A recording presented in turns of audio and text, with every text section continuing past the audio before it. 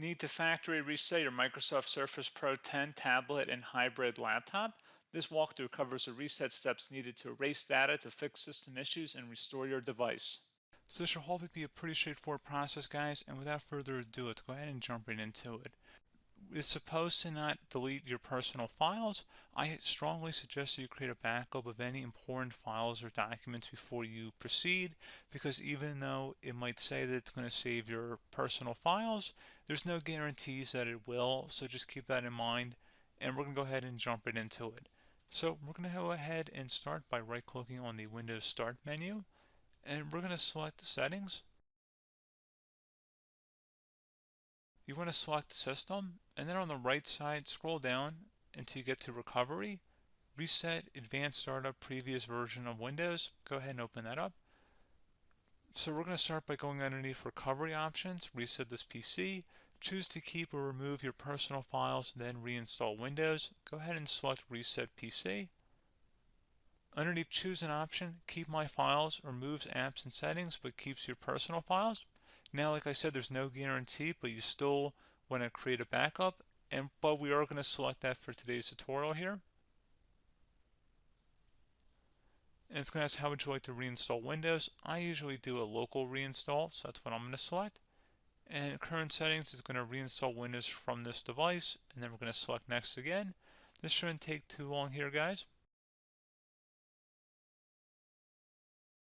And resetting will change settings back to their default, keep personal files, reinstall Windows from this device, remove all apps and programs, and you can also view what apps will be removed. This will take some time and your PC will restart. These are the apps that will be removed, so take note of that. So you're definitely going to have to reinstall some stuff once it's done. So it looks like I accidentally closed out of there, so I'm just going to go back to exactly where we were.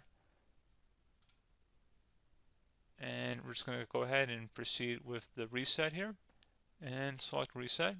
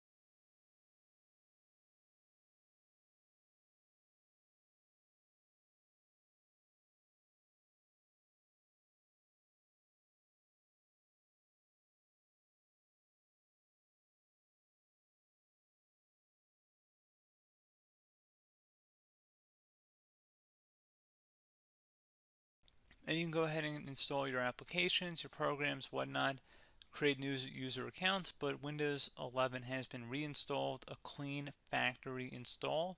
So pretty straightforward process.